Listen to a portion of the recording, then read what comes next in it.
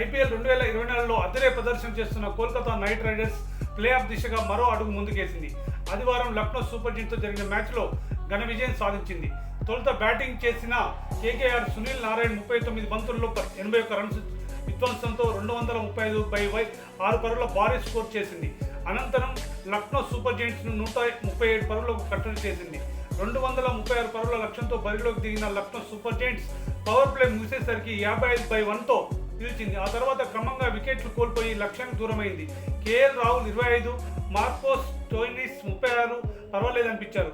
దీపక్ కూడా 5, Nicholas Pooran 10, Ayush Badoni 15, Krunal Pandya 5 విఫలమయ్యారు.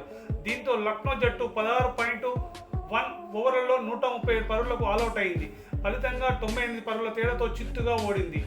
అంతకుముందు బ్యాటింగ్ చేసిన కేకేఆర్ భారీ స్కోర్ చేసింది.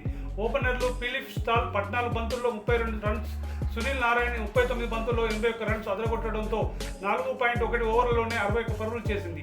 అనంతరం సాల్ట్ అవుట్ అయిన నరైన్ జోర్ కొనసాగించాడు. చివర్లో రమన్ దీప్ సింగ్ 6 బంతుల్లో 3 సిక్స్లు 1 4 సాయంతో 25 పరుగులు చేసి జట్టుకు భారీ స్కోర్ అందించాడు.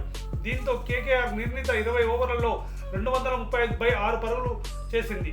లక్నో బౌలర్లలో నవీన్ ఉల్ హక్ 3 వికెట్లు, యష్ ఠాకూర్ 1, రవి బిష్నాయ్ 1, యుజేశ్వర్ సింగ్ 1 వికెట్లు తీశారు.